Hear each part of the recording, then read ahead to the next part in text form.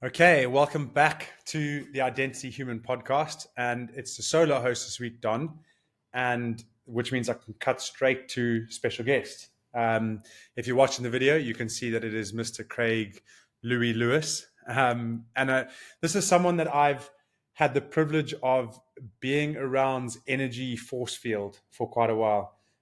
He's coached my son in his rugby, still does, and he is generally the one running up and down the sidelines screaming and shouting in a positive, really supportive way when an under 8-year-old kid does something really small that no one else recognizes that he knows means a difference to him. So it's those little things that I watch him do day in and day out, and I get to see that version of him. So also, where did we originally start? On ice bars on social media? I think so, yeah. So hi, first of all. Hi, thanks mate. for joining Yeah. us.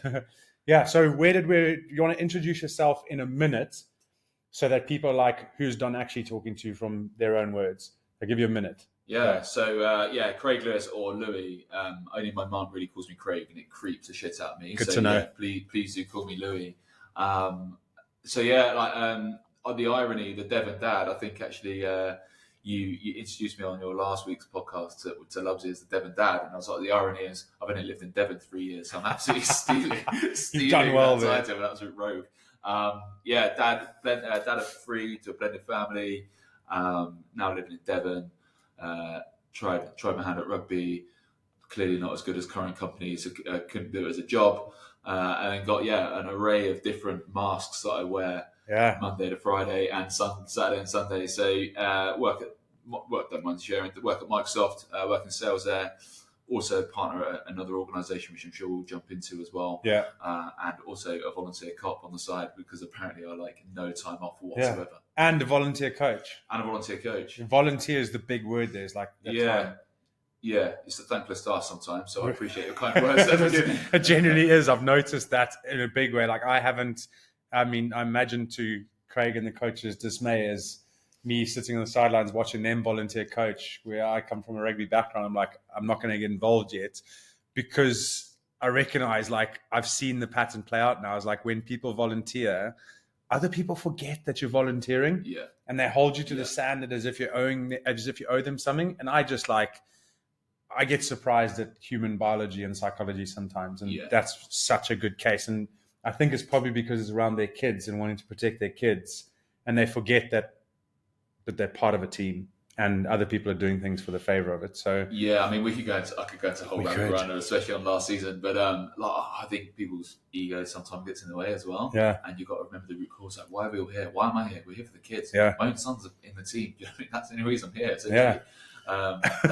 Are we here for them or not? They're not a professional rugby player either. Yeah. And a professional setup with professional standards. So we could go down that, but I think there's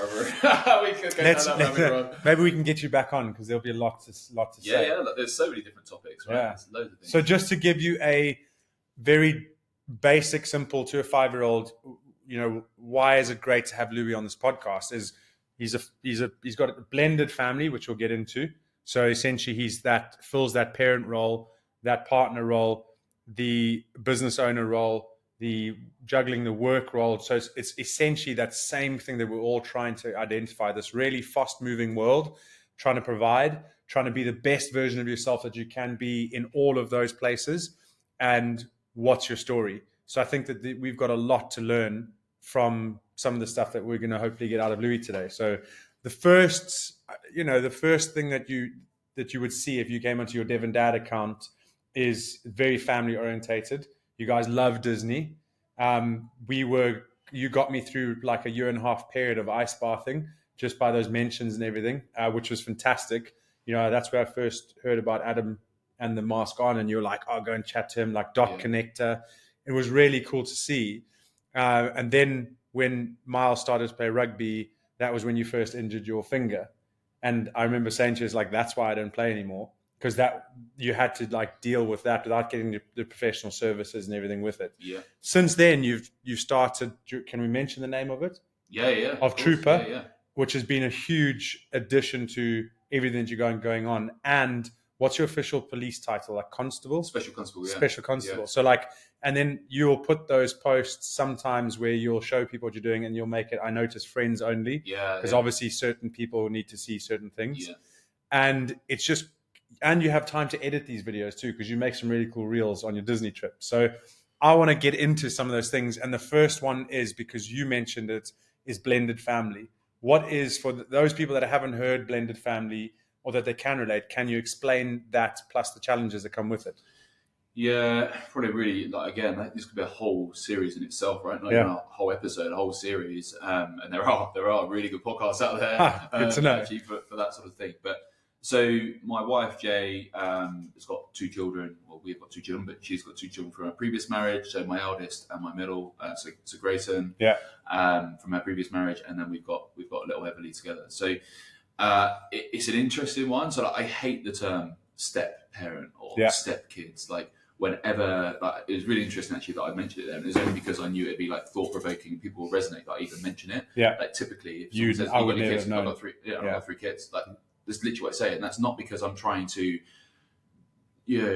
put down like their biological father or try and pretend like he's not here, like or any of that. Like, sometimes you may want to, but but I'm not trying to do any of that. It's about like, actually, I don't treat them any differently, and I genuinely don't. Yeah.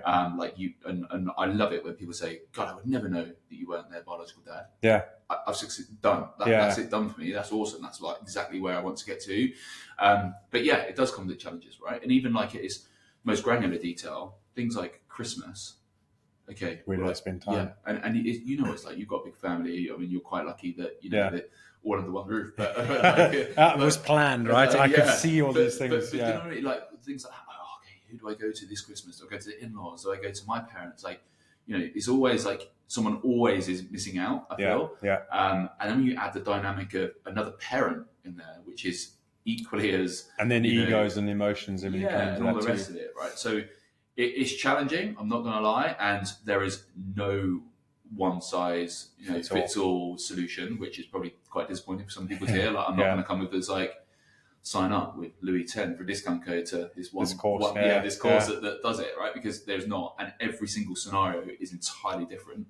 We're quite fortunate, in the fact that we now live 200 miles away or whatever. So it's a bit harder to just pop over. So so it's not that. So which does help things somewhat, and he's still fairly active, still fairly in their lives. So I suppose I'll ask this. So from my point of view, my parents got divorced when I was 17 or 18, and it was old enough then to understand it, and it's a different story there. But I still, because my mom lives with us, we have conversations about the animosity, not animosity because they don't have animosity, but there were like horrible reasons why my dad left for my mom. And she always we had this conversation about like, how can you guys still talk to your father, or just not even, it's not that extreme. It's like, why do you still forgive him? Maybe it's a better word. Like, we understand how hard it is to forgive when you've been hurt. Yeah. And I always say to her, it's not about who he is as my dad. It's about my kids and the representation of a grandfather role model. Because in my family, it's the mother and the father with the kids. That role model parenting is what they need for a family unit, which blends into what you were saying, was like, you don't want to be seen as a step father, because even though you want those kids to grow up in a solid foundation 100%. With a male and a female figure. Yeah. And you recognize that by putting step in, if you constantly put that word in, it's probably going to create one degree of separation. Yeah. That's always going to remind them that it's not normal. But actually, when they're foundational years, you want them to be seeing their foundational structure as normal. The same as why I brought it in is like, I want my kids to have a grandfather, not the person that hurt my grandmother and he was my dad. Does that make sense? Like these, because to them, that's going to do way better for them as adults that are secure in their confidence, who they are, by having a grandfather and a grandmother figure, as opposed to someone that we don't talk to because. So I said, I can get through the things that he did personally because he is their grandfather. And that's more important to them, for me, than it is for him to right his wrongs, whatever it is. Yeah. Not that it's a podcast for different episode. Yeah. But that's what I recognize with you is you're creating for your kids. And we always think identity human is about like, how do we talk human? How do we create a future that's better than the one we've got because people made sacrifices for us to have the current present that we do. And for me, what I hear is you're creating this solid family structure, as solid as can be, Yeah. because it's about the kids. 100%. And I never had that. Yeah, and that's interesting. why, right? Yeah. And you don't even know this yet. So my dad left the family home when I was 8, I think. Yeah. He was an alcoholic, still is an alcoholic.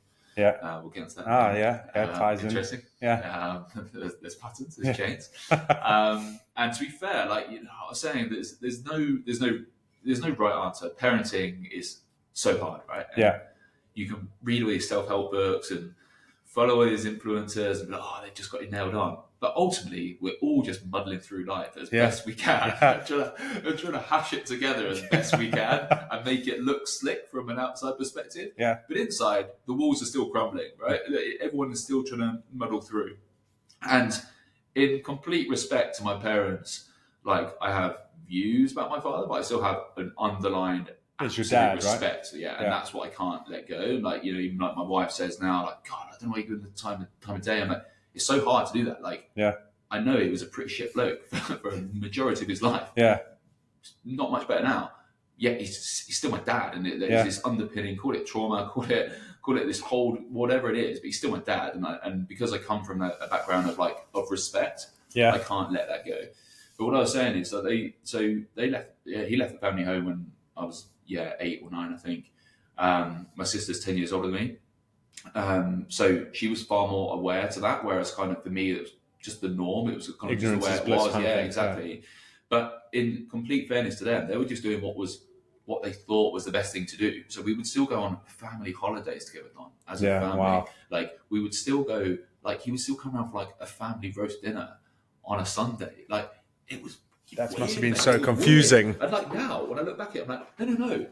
Like, what is normal is me having a stepdad, and bringing a new man into the house. That's actually going to be there, provide not like this weird be there at the best times, and it was just awkward, mate. And it was a very bought love, I think, which is why I feel so strongly about the stepdad thing, and actually about the biological dad thing. That there's so many people that just come in, buy love, like once every couple of weekends, buy love, and then disappear again. Yeah, and that's why I'm so passionate about that. That would not be me. Yes. Yeah. I'm very fortunate and lucky to some degree, but I also grew up for it. I feel that I can afford the kids a very nice life, or a nice enough life.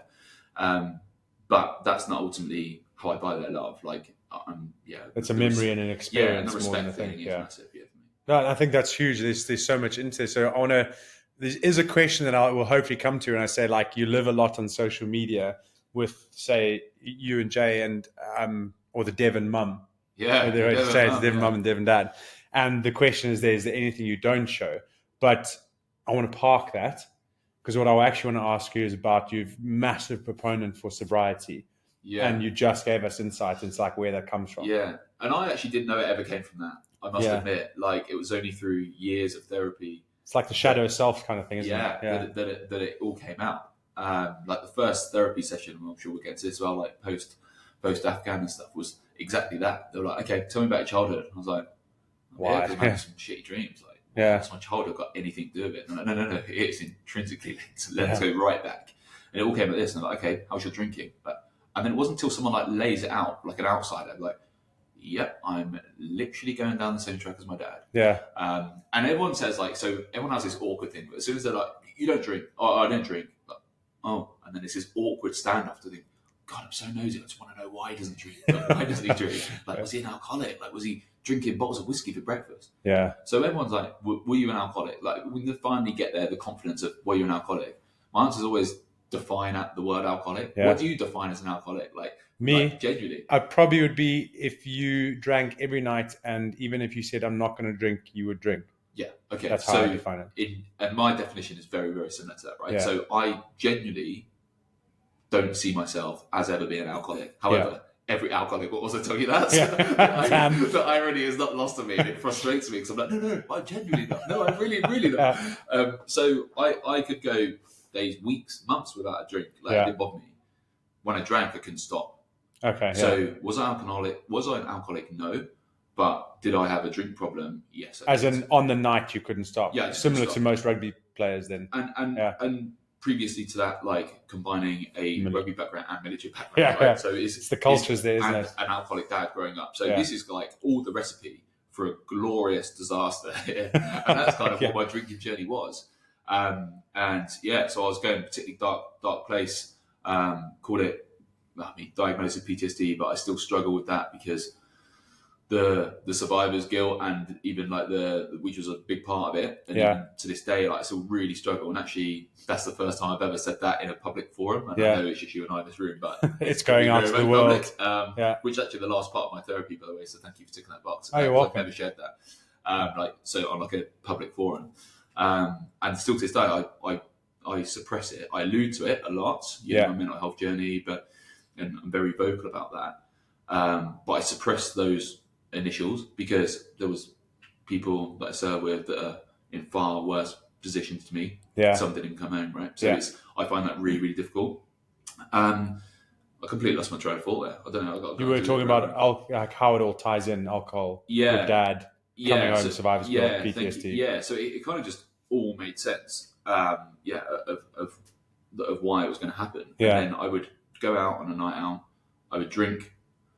It would then open up boxes I thought were locked and put away on shelves that were still very much there in the background, but I managed them. They were locked. They were locked away, and I was the firm holder of the keys. So I put them under the carpets. And then someone's grabbed those keys and they've opened all the boxes. And then I'd be like, okay, this is really shit. I want to drink to forget this. And then it was just a vicious circle, right? And then I'd do silly things, make poor decisions, poor life choices. Next morning, remember none of it and have to apologise for the next 4 weeks until it happened again. And then it was just that horrible cycle. And I went 6 months completely cold turkey. I was like, this has got to stop.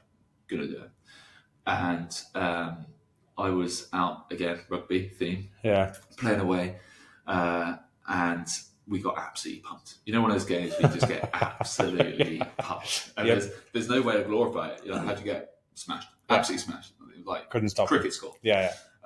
So we came back, and it was actually one of my really closest friends, a guy called Abzi, his 21st birthday. So we're out in town, and I said to my now wife, Jess, tonight I'm gonna prove to myself that I can just have 4 beers and stop. So I'm gonna go out and have 4 beers and stop. You know what an away trip coach is like. After you've just been pumped. Like win or lose. You had the best of intentions. Win or lose on the booze, right? So I had my 4 beers and more on the coach on the way home. Then we went out for pre-drinks, and I had my 4 beers. So again, I'm already at double my allocation. And then went out, and then who's saying no to then 110 kilo rugby player that's at 9 beers deep and telling you stop, mate, you're in heaven 4. Who are you telling to stop? I'll drink 10 now. And that's slippery slope. And then it all happened again. And then so I was that night. I was also in fact, I think I'm actually like, do you know what? Like genuinely, like when I retell this, I can't even remember which night was which. So I think that was the first time I stopped, and then 6 months later, and then it was a christening. So I was at my goddaughter's christening. And I genuinely can't even remember. I know the events that happened that night of the christening, but I can't remember which version of happened. Which don't time about those. My goddaughter's christening and family friends, like they were boozy, right? They were in the catering industry, like champagne was like their thing. And to be fair, their mission was to get me absolutely slaughtered that night. Right? And for someone in my boat, that is like a recipe for disaster. Funny at the time, hilarious at the time. We've all done it. Not when I'm on the bridge trying to take my own life. Right? And so fast forward, that's how it happened. And I made an absolute mockery of Jay, which I would like never forgive myself for. And from that day on, I was like, I've tried to do it in moderation. And I can't. So it's easier for me, and I think it's easier for a lot of people to stop entirely than it is to try and moderate it. And I was laughing actually because I think Lubsy said exactly that verbatim on the last podcast. Because we mentioned like Ray was saying she will drink on special occasions, and you were doing it for like birthdays or something. And then I don't particularly have the same. I wouldn't call it a problem. What's the other word? Like inclination. Like I have drunk once this year, and it was on my birthday, and it was 2 drinks, and I was like, actually, I'm really not enjoying this. So it is one of those things where I've seen other people that have a pattern. I didn't drink even when we played rugby. I'd probably be the first one to try and draw back from it. So it was never, because I don't know if it's a sensory thing. I hate being hungover. I hate being out of control too much. Yeah. And I hate being sick. So all of those things contributed, and I would be like, no, I don't want to be drunk. I don't want to be hungover tomorrow. So I'd avoid those as much as possible. Uni was different because I didn't get hungover. So like I could drink, wake up the next day and fully function. I don't know what it was. And then through rugby and everything, you start to get battered down. Yeah. But you kind of answered the question there, but I want to maybe not brush over it too much, is what made you stop drinking? What was the thing? Because you tried the 6 months and you're like, I'm going to go again, and it happened again. But what's that like chip on your shoulder that like every time you would have thought about it again, you look back and you're like, I'm so embarrassed. Who was that? It was that, and that's the thing, right? Is embarrassment. I actually get a bit emotional when I talk about it, because I'm still like riddled with guilt about it. Yeah. And it was at that christening, and Jay was pregnant. Never knew she was pregnant. Also did after that night, because gobshite can't keep his mouth shut, right? And then we had some massive Barney, I can't remember what it was. So there was the coaching theme. So I was the big fun rugby coach. Yeah. Everyone loves to try and tackle the rugby coach. Like, how good would it look if, you know what I mean? If the cancer the rugby coach. Yeah. So imagine me, absolutely blotto, on probably about 3 bottles of champagne, genuinely by then, absolutely sparko, stood up swaying around. I wrote like a bit of a poem for my goddaughter, and I was like slurring through that, reading it, like really making a tit of myself.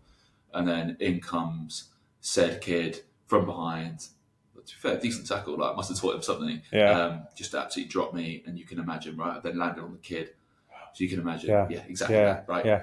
And then it's and then all the parents jumping, and then Jay jumping in, and then me calling everyone every name under the sun, right? And it's kind of a, you know, when you see in like the old American movies when the police turn up and pull the plug out the stereo, like it was like one of those moments, and it was like, time to go home.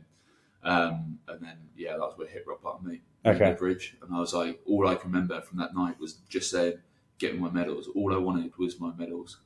From Afghan. I don't even know why I made it worth nothing. But when you were drunk then? Yeah. And I was like, that was it. That was the night for me. And it was only that Jay managed to talk me down. And she was pregnant at the time. Just to connect the dots, and if you're okay talking about it, like you went from being drunk to a bridge. Yeah. Did you walk to a bridge? Yeah, walking home. Yeah. Jay tried to drop me at my mum's. Was having none of it. I think I got to my mum's and got straight back out of the car. And another runner. And so what was it? So Jay found you at the bridge. Yeah. And she was the fact she was pregnant that I was like, I just can't do this. And it was kind of quite literally a sobering moment. Yeah. To be like, this has got to stop, and it stops now. And there was, like, in absolute fairness, like, I think everyone always, you know, outside perspectives, outside perceptions, I think everyone looks at Jay and like, oh God, she must be like, she must have given an ultimatum. Yeah. And the beauty of it is she didn't need to. Like, I gave myself the ultimatum, like, this stops and it stops now. Yeah. And it stops forever. And there is no going back from this. Yeah. Like, and if there's one thing you know about me, it's I'm bloody minded. So if I'm going to marathon, I'm going whole hog. Right? Yeah. And it's forever. And I love it because actually, she'll probably be listening to this, but it was actually her daughter, a friend of ours. And it was fast forward like a few months. I've been sober a few months. You say Jay's daughter, sorry? No. Sorry, the our friend of ours. Oh, her daughter, who's my granddaughter. Yeah, my goddaughter. Yeah. And our friend, she a friend's wedding 3 months later was like, I just hate boring Louis. Like, sober Louis, so boring. Classic. Like isn't he said, it? like, you so unintentional when they literally just like trying to be funny because I was there with coffee. I was like, I'd have a coffee. It was after dinner. I'd just had cheese, but I'd have a coffee regardless. Whether I was having 20 pints after, I'd still have a coffee. Like, maybe nothing. But and then since then it was like, you never stick to it. You never stick to it. You're fat. And like people like that, actually, I love people like that. You on? I'm like, give me all of that. Give me all of that because just to prove you wrong alone, I will do this for the rest of my life. But I think so. Just on that, I think give yourself a bit more credit because there's a lot of strength that comes with that because you would have had, correct me if I'm wrong, weak moments where you were tempted. In the early days, a lot of weak moments. And those kind of things are, I see them as opportunities for you to buy into what people are saying. So even though you're like, I'm going to prove you wrong, I'm going to prove you wrong, we know that the cycle is eventually that determination and external motivation to prove people wrong. When you stop caring about their opinion, all of a sudden that sinks into that self-image that's like, maybe they're right. And then that's where people give in. And I think that's what I said, like, give yourself a little bit of credit. Like, yes, you may have done a lot to prove them wrong, but deep down inside, there was something intrinsic within you that was like, we'll use that, but when it drops down, we're still not going to give in. And just as a side, like, I'm hoping that we have people that are, say, maybe ex-military or trying to stop drinking, that are, they really resonate with your story. And it's like, if they are in a transition where they are maybe in that cycle where they've gone, I keep messing up, but I've tried to stop drinking so many times. What's the most valuable piece of advice you could give them now that they could do? I've had a few people reach out to me actually, and this is why I'm still so active on social about it and still so open about it, because so many people have reached out to me since, and I was like, oh my god, I had no idea you were like that. You know, some were like, yeah, you've always been loose. Like, I could have told you that. I could have told you that a long time ago. But some I'm like, wow, and some are like, oh my god, my dad is like this. You know, how can I speak like that? And the advice I always give those is like siblings of, you know, children of, I'm like, they've got to be ready, and you can't hold that for them. I appreciate it wasn't the question you asked. That's for people. I'm like, you can't be ready for them. They've got to be ready. I wasn't ready when I went sober 6 months when I tried the first time. I was absolutely ready the second 6 months because I tried to do it in moderation. I couldn't do it. But no amount of someone telling me you need to go sober would have done it. Like, I needed to be ready, and you need to find that underpinning reason. And this is where I find it really hard with that messaging when it's the individual coming to me. Because they don't want to stop. Ultimately, they would like to stop. But if they wanted to, they would have been like, stopping. This is where I'm not professional in it, right? And this is where I'm like, oh, actually, maybe it was a bit of luck. Maybe the timing was right. Call it serendipity, call it fate, call it what you want. It was a big dip, moment. A big dip. But ultimately, you've just got to be ready. And if you are ready, you've got it in you. And a bit like, I'm sure we'll get into it, but the ice bath thing, right? And then was like, I can never do that. Okay. If I was to give you £1 million cash, tax-free money, right here, right now, get in that cold water for 2 minutes, your kit everyone would do it. Your kit would be off before I'd even counted the money out. Harness that motivation. But I'm not going to give you the money. Within yourself. But I'm not going to give you the cash. And that's exactly the same thing. If I said to you, go sober for 10 years, and I'll give you £1 million a week, all your prayers will be answered, I'll write everything off. You would. You'd do it.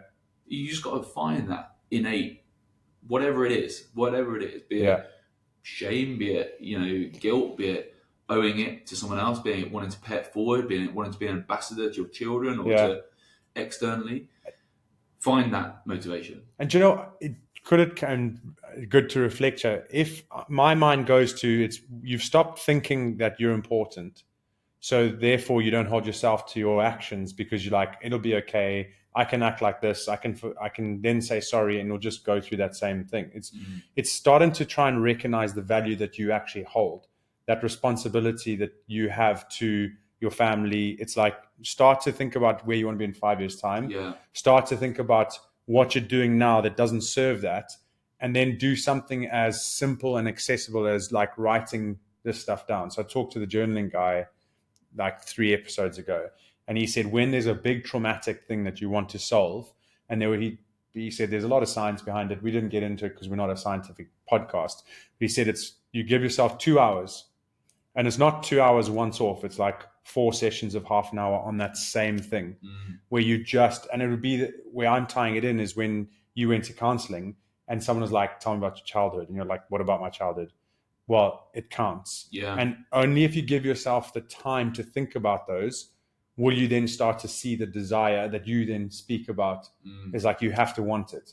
But how do you know you want it? Is like, everyone talks about mindfulness and going for walks, is you have to then reconnect with who you are.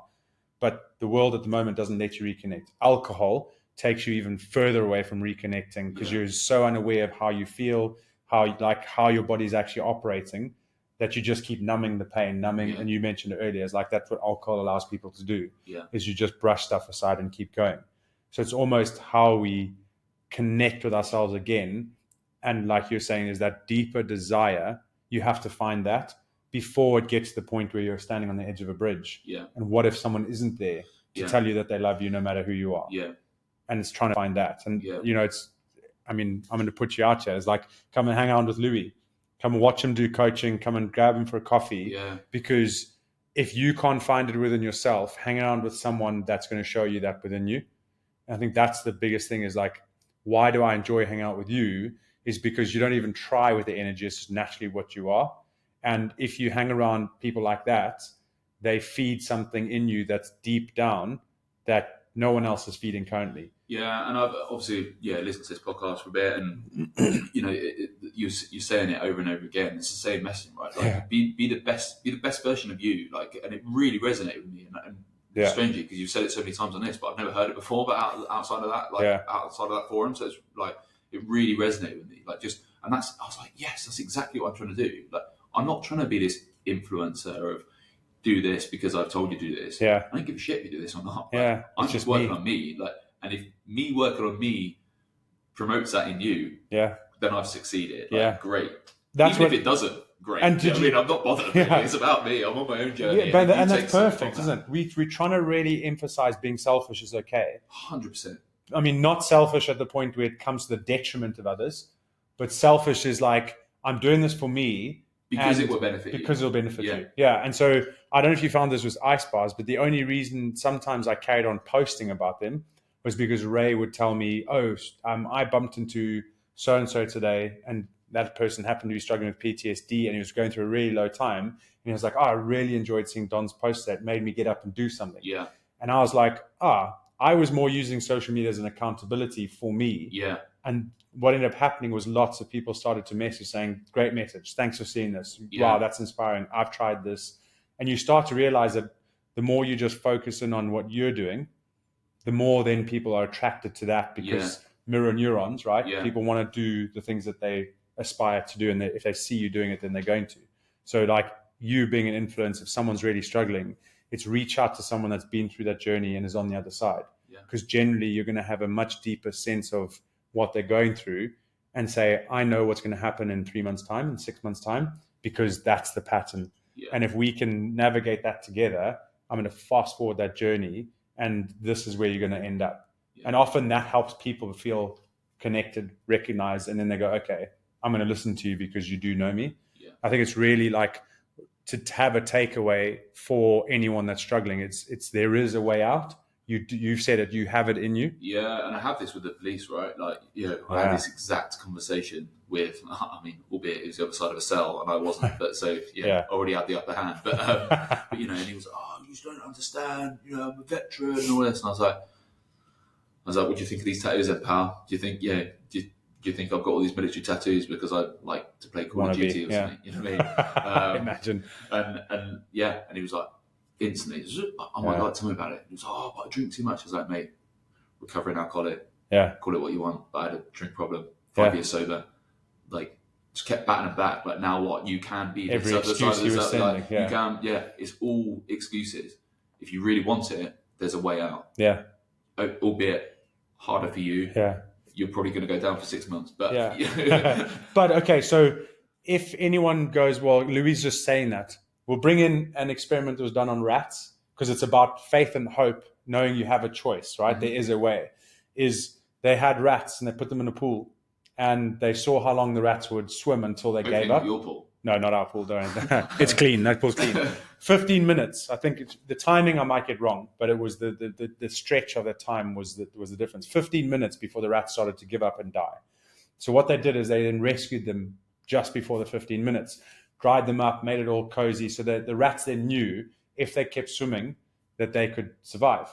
And they put them back in the water. Mm. And then the rats went something like 60 hours or triple that time because the rats knew going to get recovered. I've just got to keep going. Yeah. It was hope.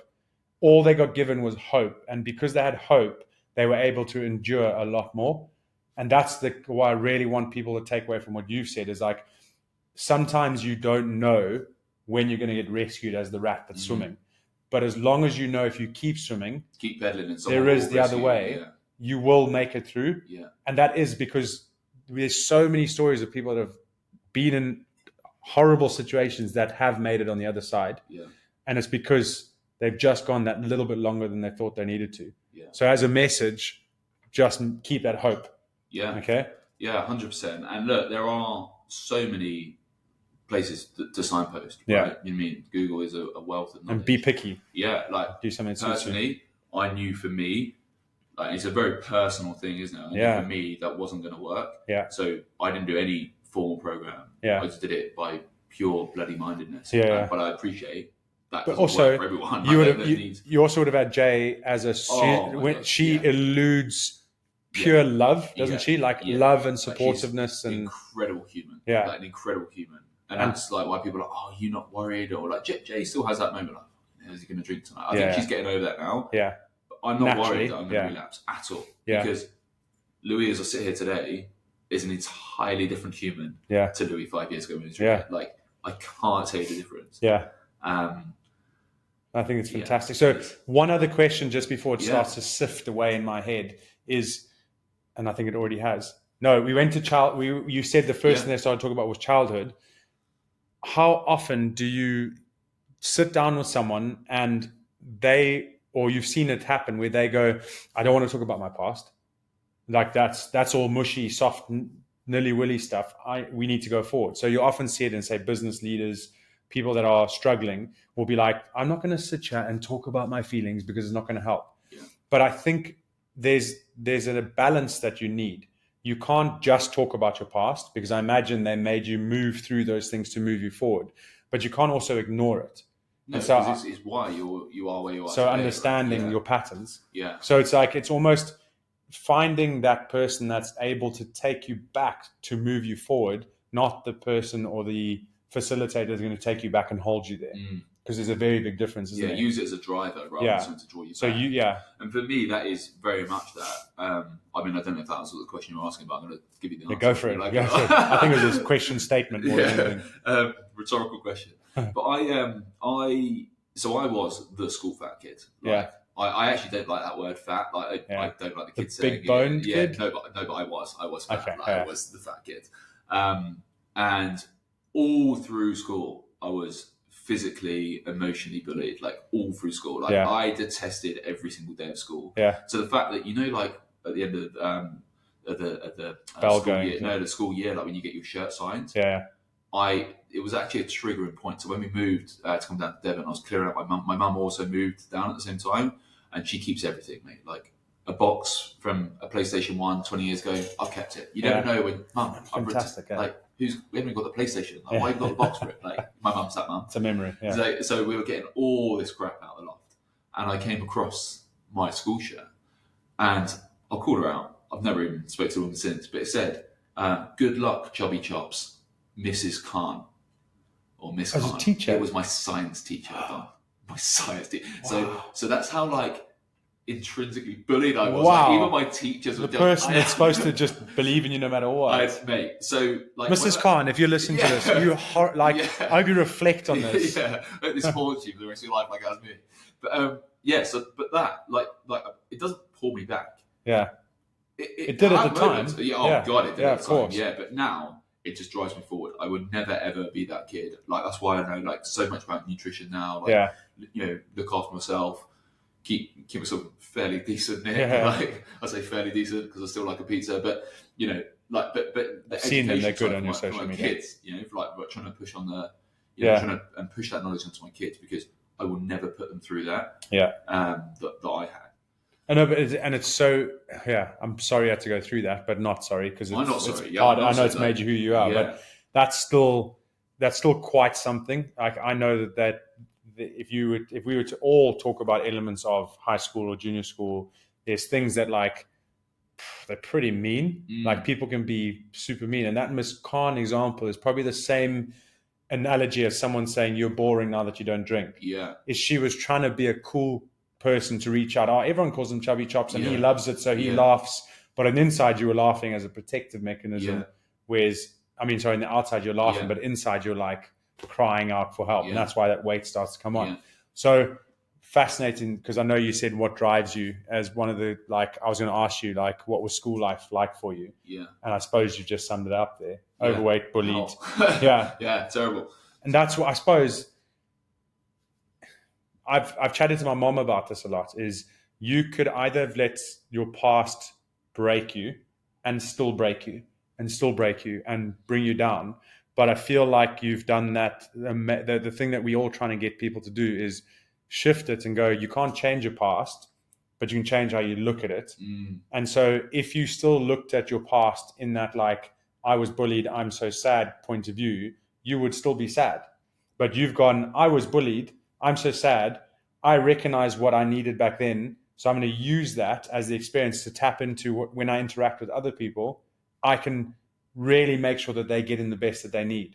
And that's what I see you doing, is like, you're making sure that no other kid is, if they're overweight, you definitely wouldn't accept anyone calling them chubby chops, would you? No, like, I don't even like it when the kids like say it about and banter, but not even about a person. Yeah. I just don't like the word, like, because it literally triggers like anger and all the emotions. It's so like, interesting. Even if it's like, oh, that's like a fat wad of paper. Like, I just hate it. Like, I just hate the word, mate, because I was literally fat boy for like 12 years of my life. That was what I was known as. Yeah, I still cringe. I didn't have necessarily stories like that. I could have been slightly overweight at certain times, but I know, and I don't know if it's like an empathy thing, but even in rugby, there's some of the banter that would go around where someone else is being called fat. I'd cringe because I'm like, oh, like, how can you not see how that's affecting him? Yeah. But it's obviously in an alpha male environment, so you carry on. Yeah. The saying that you often hear said is, sticks and stones break my bones, but words can never hurt me. Yeah. I used to get, I can't remember who said it, but understanding mental toughness and mental sensitivity now, there are certain personality traits that are sensitive and certain that are tough. That's like intrinsically, you're born to be more tough or you're born to be more sensitive. Then neither is better than the other because one is more understanding of emotions, the other is less understanding of emotions. So it can be quite a damning thing to say, sticks and stones can break my bones, the words can never hurt you, to someone that is emotionally intelligent or understanding emotions, because they're then going, yeah, these words don't hurt me, which is basically saying, just bury it. It shouldn't hurt you. Don't worry about it. But we should actually understand that words are quite important. Yeah. To a point. I think to a point, words are important. And then at some point, we've got to say, okay, I'm no longer going to take on what that words means to me. Yeah. Because I think the extreme of what I'm saying is now very woke society and no one can handle anything. Yeah. But there's got to be a midpoint, and I think we miss that sometimes. So I suppose it's just sticks and stones can break my bones. Careful who you say that to. Yeah. And if you're saying it to your kids, make sure that there's context being said, because we will have parents listen to this. So for sure. Yeah, and they pick up on everything. Yeah. They pick up on everything. And they're resilient, right? Yeah. So they will try and work through it, but bury it deep and bury it as they go along. Yeah. And then some counselors. Like my mum, I doubtly listen to this, right? She's like my biggest fan, biggest send it supporter. To her. But I even remember, like, she would not remember this, and she'll be mortified the fact that I don't remember this. But it's very similar to what Miss Khan called me. Yeah. And she called me. She was tucking. I remember where I am. Like, I'm in my room. She was tucking me in, and she said, like, "Good night, chubby." What I thought was chubby chops, and I called her out on it instantly. I said, "Did you just call me?" She went, "No, I called you chopper chop, as in like the lot, like the lolly." And I was like, You definitely didn't, like, but a great cover up if you did, Mum. Like, if you did, Mum, great. But I, for the rest of my life, thought that you called me chubby chop, and that just stuck with me. You know what I mean? Like, that's mad. Yeah. I think I was like, what, 7 or 8 years old. Yeah. Like, but she's in your core. She's in your core group there, though. Oh my God. That goes straight to the self-centered image, isn't it? She needs to realize this, Mum. Yeah, it's terrible, isn't it? What a terrible job. No, it was Chupa Chup. It was Chupa Chup. Yeah. It's a cute nickname. Yeah. Well, don't start that. I'd rather be called Craig. I wouldn't. It's too close to Chubby Chops. So the next question I suppose I want to ask you is, like, how does, and this is in line with anyone that might be off the alcohol, PTSD kind of talk, and it's a big part of, I wouldn't say your identity, but your past, is how does the army, and then even one step further, one deeper layer, war, change you? Yeah, I think it adds a perspective, a level of perspective, especially when you're so young. Like, and I was 2014 to, Christ, must be terrible. Yeah, 18, 19. Don't look at me. When I went. And even though, like, you think, oh yeah, you're an adult, like, pretty grown adult, like, you're not. you're still completely carving your outlook on life and who you are. Like if you imagine go back to your 19-year-old self, you're probably an entirely different person. I was a child, like exactly right. Probably a very good-looking adult body. I'll let others judge. But I completely lost what I was. You're a flirt. We were talking about how does war change you? And I think adds a layer of perspective. And weirdly, you had it on a different podcast I was listening to actually, that it just adds a perception. So to put that into context, so have you had a shit day at work? Like, yes, okay. Quite literally, morbidly, did the person next to you drop down the head? Like, did they evaporate? No. Okay, you've probably, someone out there's probably had a worse day. And, Lubsy said exactly the same thing. Like, he's waking up every day, but someone's probably having a worse day than me. Yeah. Like, unless you're waking up in a prisoner war camp, you're probably all right. Shout out to all the people in the prisoner war camp right now. Like, listen to us. Sorry, we love you guys. You're going to have to find a worse example than someone who's worse off than you. But otherwise that's going to be a really low day for you. Maybe you should tell us on this podcast now. But, it adds a layer of perspective. But, Christ, does it change you? Yeah. Like, entirely different human now. Like, my compass is just totally upside down. Yeah. Like, I could see death now and not be fazed by it. Yeah. Put me in front of Coronation Street or DIY SOS and I'm in floods of tears. Like, I'm gone. Interesting. So it just totally warps you because it's like you've got to get the next job on. Got to get the, You've learned to shut that. Park it, compartmentalize it, put it in a box, got to get the job done. Yeah. I'm probably still a bit like that now in terms of, and that's what I openly struggle with the kids. And Jay and I always have this conversation. Mm-hmm. All three of them, exactly the same. Yeah. Like, they start crying, I just can't deal with it. Yeah. I'm just like, right, stop crying, move on. I'm like, no, I've got to allow myself to let them feel that because, and I know in my pragmatic brain, I know you've got to let them feel these emotions. And externally, I'm saying that, no, like, cry it out. But internally, I'm like, shut up, get on, get the next job, like, move on. I can't deal with it. And like people that have like wider grief and things, I find it really hard to like help them in that scenario because my default setting is box it off, move on.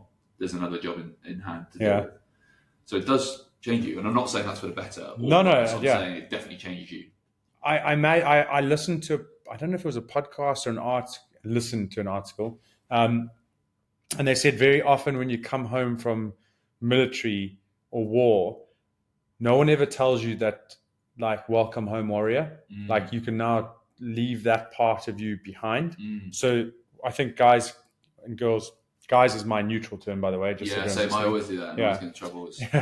Is we still carry that within us, those same coping mechanisms, the same survival mechanisms. So you're compartmentalizing emotion is because in war, if you for 2 seconds are worried about your friend that's just been, that's just died, you've got to move on and go and kill the person that's done that. Because if you are sad about it, that puts you in that same area, and that could be a risk to your life plus your team. So you've got to have those things that make you move forward. Yeah. But I almost feel it's like me. The greatest analogy is like walking in with rugby boots and my strapping on and coming home and telling the kids, we've got to run. Realistically, it's like, well, no, we're not on the field right now. But it's a lot more obvious for, say, like sports, or when you're taking off your clothes, you're coming and you're relaxing. Whereas internally, you'll have that compartmentalizing from a military survival mode. And there's work that needs to be done to undo that. But that work is hard to do because in order to undo that, you've got to face the emotions and everything that you blocked away back in war. Yeah. And it's like, how do you get that time to do that? Exactly that. But I think it's exacerbated so much more in the military because unless you're married and live off-site on married quarters, you're eating, sleeping, working, socialising. Like, with your troop. All in the same boat. Like, I was in the Household Cavalry, so we were uptown in London, and like the barracks was like built in the 50s, 60s. It was like it had been updated. It was terrible. It was like, has now, thankfully, but not in my time. Made memories. And it was like 4 to a room. Like that's intense. Yeah, for it's like being in boarding school. Like as like a fully grown adult living with 4 other blokes. Eating, sleeping, doing everything in the same room and socialising and all the rest of it. So there isn't that switch off. So Yeah. it no longer becomes a job. It Someone's becomes like, who how you do you are. get that intrinsically ingrained into a job? Like, because it's not a job; it's like a way of life. It's Yeah. it's like a cult in some respects. Yeah. And that's a very extreme example. But No, it's it's like not. a cult. Yeah. And there's all this training and geared up, and they strip you right down, back down to nothing, and they build you up as a team. Great, like, and there's so many positives to be taken from that. Yeah. But so there's always, what I'm saying is, there's always build up to get there. Then you get out and you hand your ID card in. That's it. There's done. no that transition doesn't work the other way. Yeah. So it's like, right, you just need to be a civvy now. Yeah. You need to be good at it because no one else is going to be good at it for you. Yeah. And no one else is going to help you out. So you just need to be good at it instantly. And for someone that's used to being good at the peak of their game, top of their trade, very highly skilled operator, to in a completely different World with no skill set, is a very, very vulnerable place to be. Yeah. Which is why things like alcohol, drug addiction comes into it. I think the word I've heard that was fantastic is institutional support. Absolutely that. Yeah. Because you lose in a day all of that. Everything. Your identity. Yeah. Everything. And so you've got to build that up at the same time as it's now in the real world. So you're not only trying to build it up. The ideal thing is like, here's a year for you to find yourself again. We pay for you. Now go and do your counseling, go and do like business, go and learn all that kind of stuff. That would be an ideal transition. Mm-hmm. But it's not like that. It's like, give us your identity. Now you've got a month or whatever it is to go and earn your own money. Yeah. Otherwise you're done. Yeah. That's like straight into survival mode, straight into, you don't even know who you are and you're trying to survive. So you go back to the level that you're used to, which is military. Yeah. But now you've got none of that institutional support. Yeah. And I can like, there's a definite big struggle there because it kind of like, it's basically like leaves you naked to the world. 100%. And sometimes someone comes along and gives you some clothes. Yeah. And then you can make it. Sometimes people are like, aha, you're naked. Yeah. And they mock. And then what makes it sad for me is from a civvy point of view, I'm like, when did we forget that these guys, yes, some of them go there by choice because they love it. Some of them, and an even smaller percentage, love shooting and doing all the violent side of it. Mm-hmm. But a lot of guys go to learn something and actually protect the country. Mm-hmm. So you've now got these men and women that go and put their lives on the line. Essentially, if you're going to war, that's what you're doing. Mm-hmm.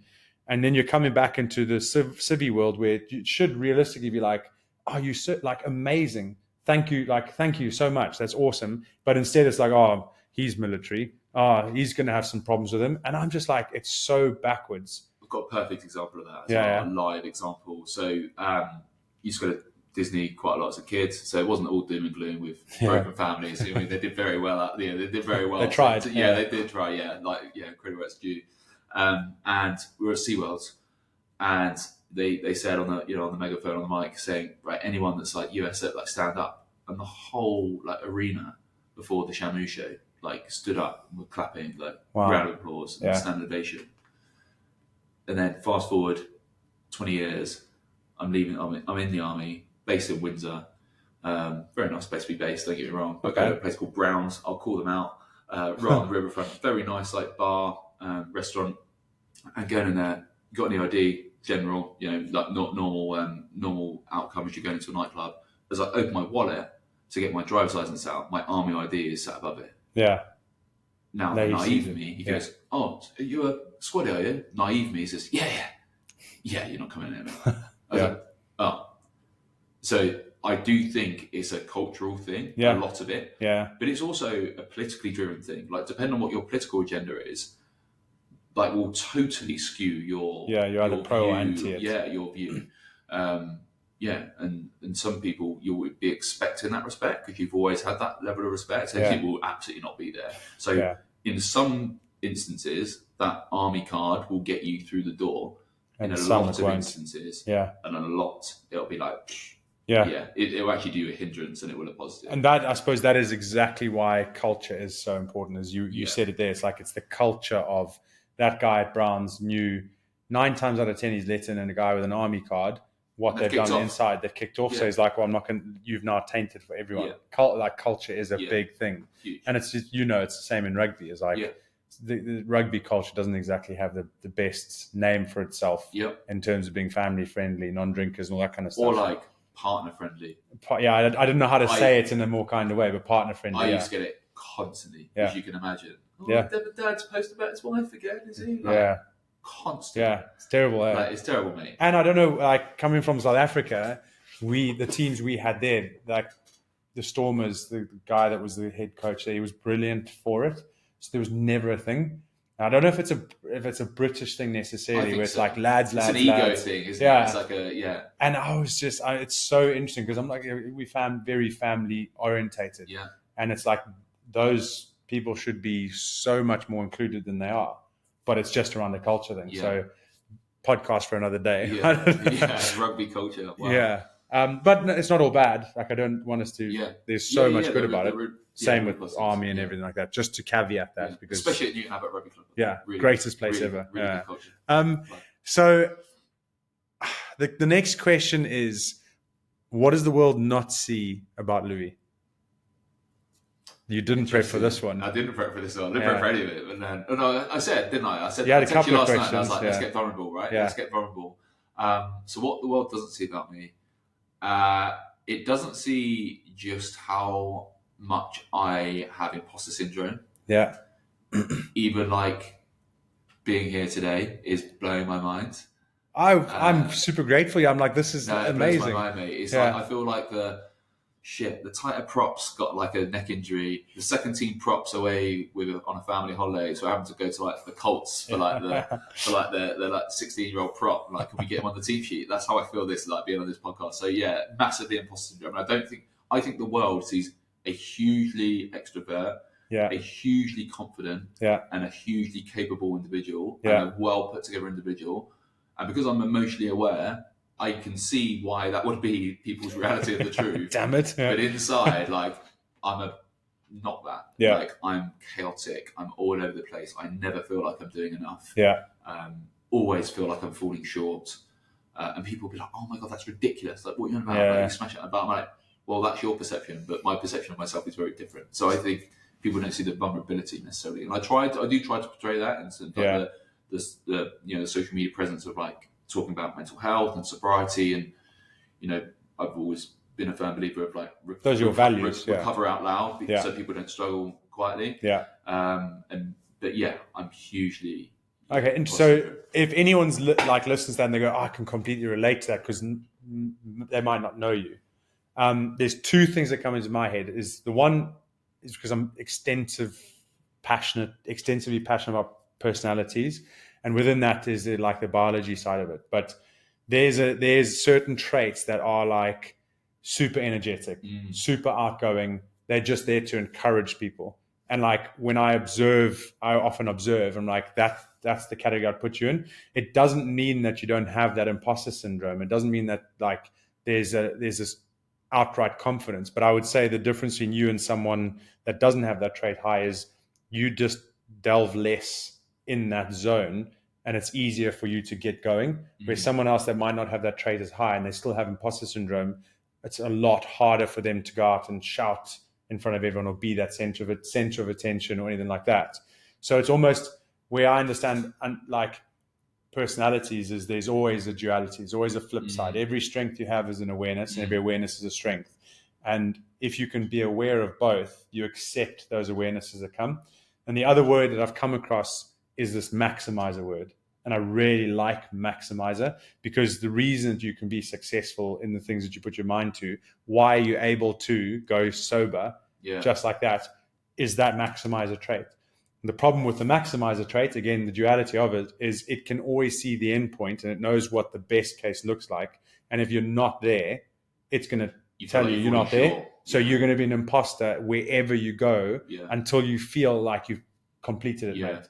And that's the duality of having that drive, that ability to work through things and like be successful on the outside, is because that maximizes like, we're going to get there and you're going to get up and you're going to go. But when you have time to think, the max is like, bro, like, what are you doing? Like, you don't know anything about this and we should know that. You don't know, you haven't done this and we should have done that.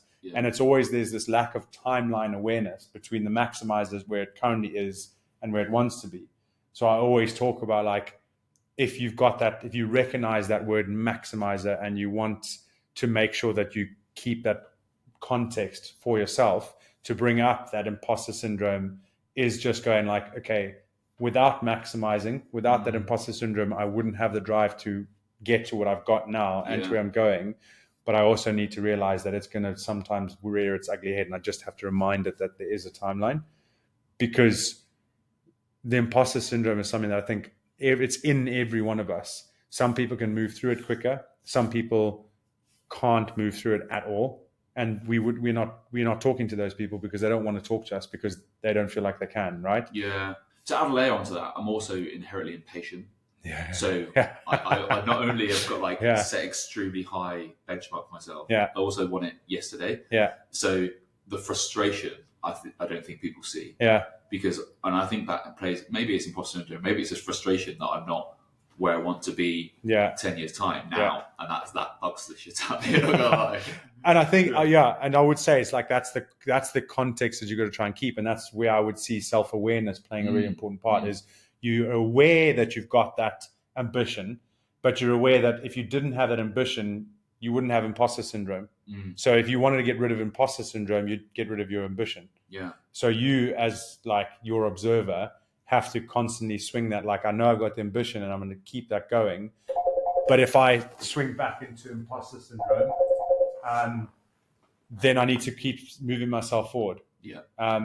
Because without it, you're getting rid of the very thing that drives you, and that's like self-acceptance, self-awareness, all comes into it. So, yeah, I think that this is an interesting insight. And it's like what people don't see from Louis. Yeah. Because if they follow you on social media, and you guys can go, and we'll put in the show notes after it, there's very much encouragement, sobriety, family, Disney, like we're doing a thing here. But I also saw, and this is probably the last question that we dive into, is the ups and downs of London Marathon last year. That still haunts me to this day. Yeah. It still haunts our whole family, to the fact that Jay and I still haven't had that conversation of, I'm definitely doing the London Marathon. Yeah. So babe, when you listen to this, it's booked, it's secured. I'm doing it. Yeah. What a trial and tribulation that was. Right? Do you want to give like a 3-minute summary of what happened? So I don't like to do things by halves, do I? No, not at all. And going whole hog into everything. So I couldn't just in inverted commas here, like I couldn't just run a marathon, and that seems stupid, right? Because that's ridiculous, like top 1%. You don't know what you don't know, right? Yeah. So I couldn't just run it like any normal human. I had to try and make it even harder than it already was. So I was running it for the Royal British Legion. Yeah. And I wanted it to have some sort of meaning. So again, like sort of shooting for the stars and not really thinking about sort of the gap between that. I thought I just came up with this stupid thing and then told too many people about it and couldn't back down. So I wanted it to mean something. I was doing it for the Royal British Legion. I wanted it to resonate back to why I'm here mentally, and all the rest of it. So I wanted to link it back to Afghanistan and all the rest of it. So I was linking it back to the 457 British troops that we lost in Afghan.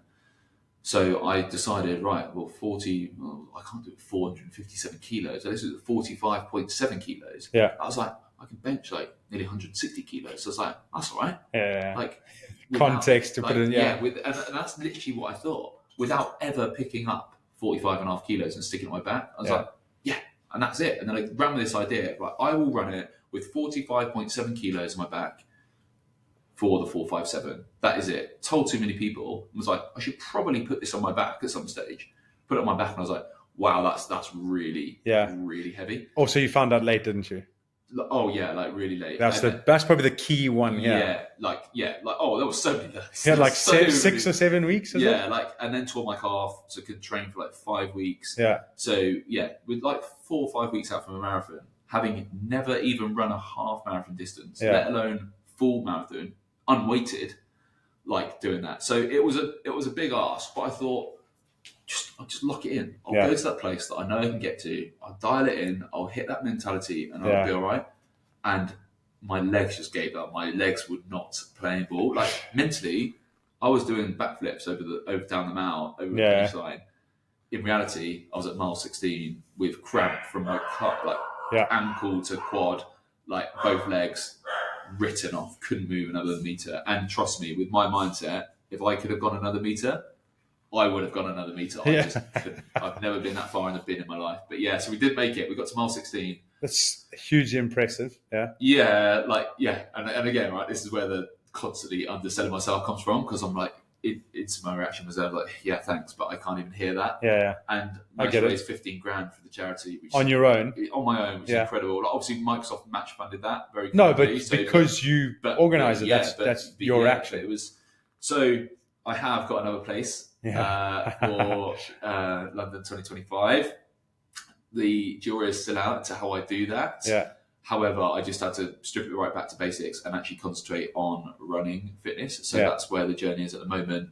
And then I will decide after Christmas in terms of how I'm going to achieve that, whether I do it just running, or do I do it with some sort of 45.7 link. That doesn't have to be 45.7 kilos. It could be 45.7 pounds, so almost half weight. So yeah, I still want to have what's your gut telling you right now? My gut is without committing to anything, because without committing to something. So I've got a client, SA Safety, down the road in Heathfield, and they do rope safety access. So they have like the crash dummies, and I was there just yesterday, and in like reception, I saw all these dummies, and I was like, that could be an idea. So instead of it being the weight in a Bergen, it's on your whole body. Literally, a dummy body over me in combats to signify like carrying the troop. And also that burden. All the names on the kit too. Yeah, I hadn't even thought that. See, nice. Yeah. I mean, you get your Sharpie out. I've just tasked you to do that. So yeah, and some of them are like really long Fijian names. So good luck with that. It's fine. Just down the leg. Yeah. So I don't know how I'm going to do it yet. There's a few things. It may not even be with the weight. It may, like you say, have some other link, some other representation. However, however I do it, every mile, when I did it in 2024, I read out another 10, 12 names that we lost out there every single mile. Yeah. I only got to mile 16. There's like 200 names that I need to read out. Yeah. So whether I do it crawling, walking, running, tabbing it, I'm getting to that now, and those names are getting read out. So. Yeah. And that's amazing. So from my point of view, I got to experience pretty much your whole journey, because I was at training every week. There. Yeah, and I was there because I was also run. Did I run? Yeah, I ran last time. Yeah, I did. Yeah. You were like 4 ice bath deep. You were home with a takeaway and an ice bath, and I was still watching you on Instagram. But it was one of those where we talk about focus. Like, you were so zoned in. I remember you saying, because you had the backpack, you were training, and you were like, you put on the social media, you said, my good friend Don Armand did it in 6 weeks, so then I can. And I was like, I mean, I did it in 6 weeks training without 45 kgs, but I was never going to tell you, mate, that's going to be difficult, because I like the human potential, and I was intrigued. I was like, if you pull this off, incredible. And I fully believed you'd be able to do it. Yeah. But what I saw in the process, you came away from there gutted. Like, you were so very, very sad. And so was Jay. Yeah. Like, you guys really struggled because of how much emotion and energy you put into that. But what I'm trying to reinforce is, like, keep doing big things, because it's that classic, like, if you aim for the moon and you miss, you end up in the stars. You raised £15,000. The amount of messages I saw from spouses of the people you read out, names, saying, this meant the world to me, because it felt like that name had been forgotten. And you were bringing families back together. You were bringing memories of people that had sacrificed their lives for the country. And all of that was in that journey. And you, like, it was so interesting to see how, like, you were like, I'm so embarrassed. I failed this. I've done all this. Whereas everyone around you was just like inspired. No one even, like, unless you're an absolute narcissistic, like, knobhead that was like, man, he made this promise and he didn't commit to it. Which, if you had anyone say that to you, never invite them into your life ever again, because they're lacking a core driver of what makes human beings incredible. You shoot for the big one, and what you do in the process counts more. It's not about that finish line. I know that it is, but it's not the only thing that counts, because the stuff that you did in that meantime has inspired so many other people to try and do something that's more important than the outcome. If you'd finished that, it would have been pleasing, it would have been incredible, but it wouldn't have meant as much. We wouldn't be talking about that now. We'd be like, mate, you did that with 45 kgs, okay, awesome, well done. But the fact that you failed made people stand up and be like, he actually tried. Because no one wants to do that. No one wants to fail in front of everyone and fail gloriously, because they're so embarrassed. I think for me, it was such a good thing of, like, you set your target, you told loads of people, and you failed. Yeah. And I always put in inverted commas, I Yeah. see Yeah. failure as a neutral. It's like, Yeah. that means you tried big. But you'll never know how much you actually inspired someone to do one little thing. It could have been a mom whose son was there, whose dad's name got read out.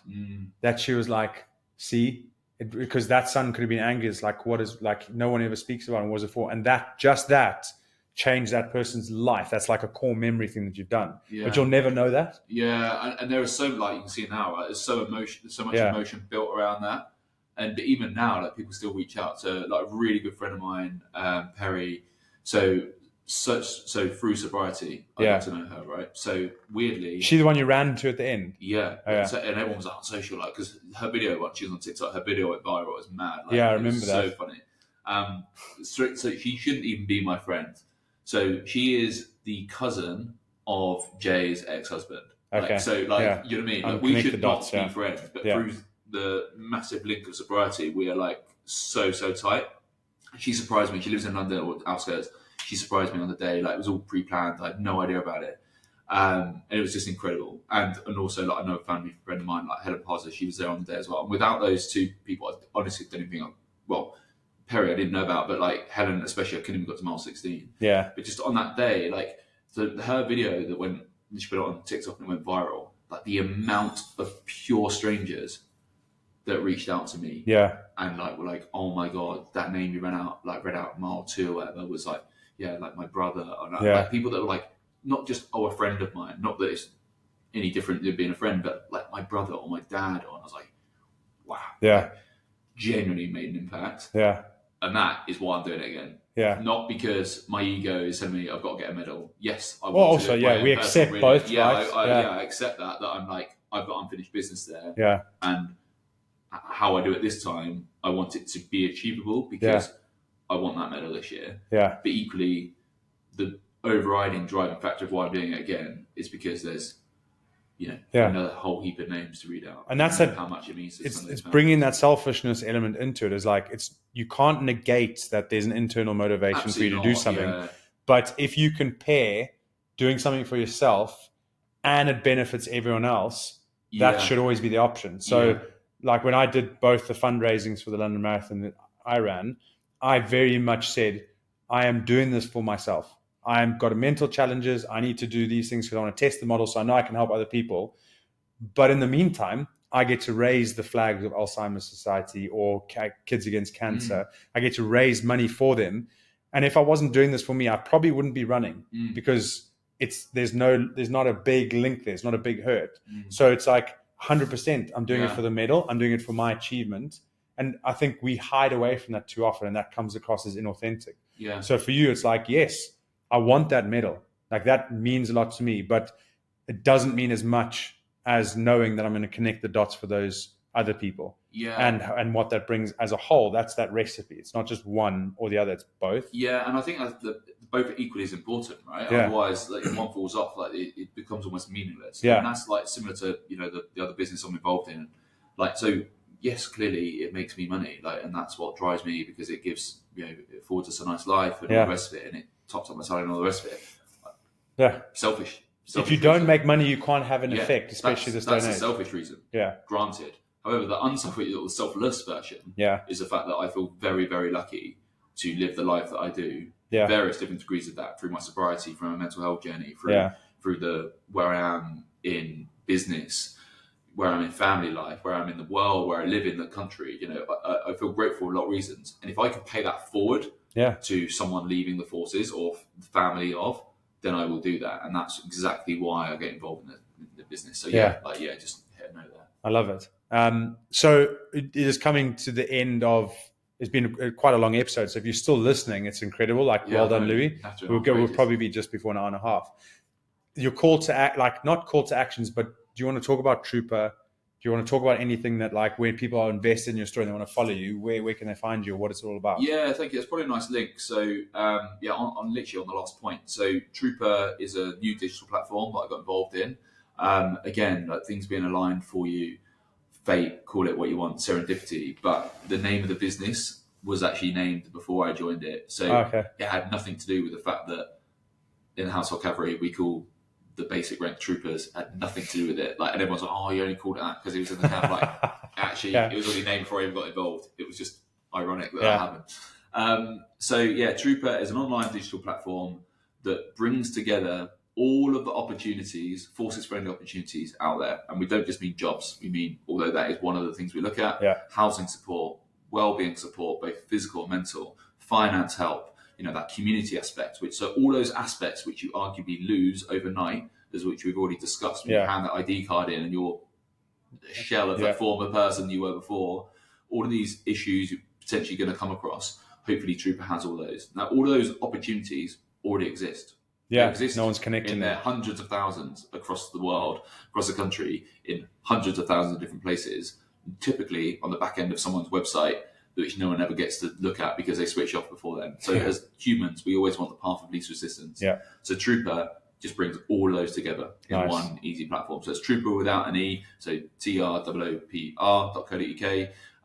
And it's not just veterans. We look at spouses of, children of, cadet adult volunteers, that whole military ecosystem, which is important, not just the serving person and the veteran. So yeah, that's that. And then the at the _Devon_dad, we'll put it in the comments. But yeah, if you want to follow me on social, I'd highly recommend watch me getting up at 5 a.m. every morning. Oh, we didn't even touch on that, but I think that's fast. Like, are you a natural early riser? Absolutely not. It kills me every day. Like, I hate it. I hate every single second of it. Yeah. But trying to think you're like bigger than me. Does it help that you're posting too? Like, you're like, there's accountability there. Yeah, we did that earlier when you were talking about the ice bath. This is the only reason I post it. Yeah. And also the fact if I don't post it, I'm now thinking, I didn't get up this morning. that use it until it becomes natural, right? Yeah. So, and the amount of people that are like, oh God, I could never do this. I'm like, yes, you could. Yeah. And I use a million classic, isn't it? like, yes, you could. Yeah. If I said to you, set your alarm for 5. If I said to you, we'll go on a holiday tomorrow, Don, and our flight leaves at 7, so you've got to get up at 5. You'd be up at 4. Yeah. You'd be up at 4. So I wouldn't sleep very well. Yeah. So you can get up at 4, 5, whatever you want. And bedtime, what time are you going to bed then? Oh, that's what's something I genuinely need to work on, because I'm still going to bed. You're just I'm getting up at 7. Yeah. No, I'm still getting to bed at the same time. So like 10:30, 11 at night, and getting up at 5, which is when I get to Friday. Friday is the hardest one. And then typically I then go and do a night shift with the police on a Friday night. So like I have tonight. Oh, nice. So drink early in the morning helps that late afternoon dip, by the way. Oh, water. Like hydration early in the mornings. I came across this tip the other day and I was like, amazing, because I used to, and then I stopped, and then someone said, and I started doing it, and it was like, oh yeah, that actually does make it. So if I get tired, sometimes I'll just go and drink a glass of water, and it helps. Whether it's a placebo or not, doesn't really matter. Yeah, if it works, it works. Yeah. Love a placebo. Yeah, exactly. Don't underestimate it. Yeah. So thank you very much, Louis. It's been genuinely loved that. I'll get you on again in a couple of months, episodes, years, whenever it is. Yeah. To get you back on, because I think there's a lot more to your story that we didn't even have time to get to, and this has been quite an episode. So yeah, for any of you that are listening, we really appreciate your time. If you've got questions, Spotify, we're on Spotify, we're uploading to YouTube, it's on Amazon and Apple. So send your comments our way and we will answer them. If you like the story, share it with someone, because I think there's a lot of hard truths in here from his experience. He's not just telling, he's been through it. And I think that's the most important thing, is that if it resonates with you, then that's what's important. So remember, we'll sign it off as I always do. I'll work on me for you if you work on you for me. Ubuntu, we are who we are to others. Thank you very much for listening, and we'll see you next week.